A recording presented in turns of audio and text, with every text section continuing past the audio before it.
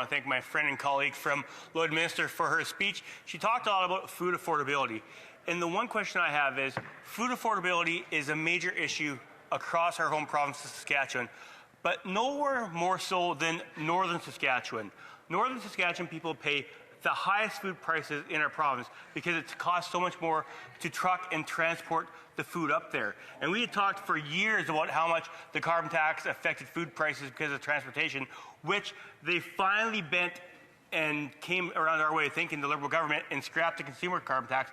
But they continue with the industrial carbon tax, the carbon tax on food packaging, the tax on fertilizer, the tax on front of package labeling. So I'm wondering, has this member heard anything from the lone Liberal member in Saskatchewan about how he's combating the higher food prices in northern Saskatchewan?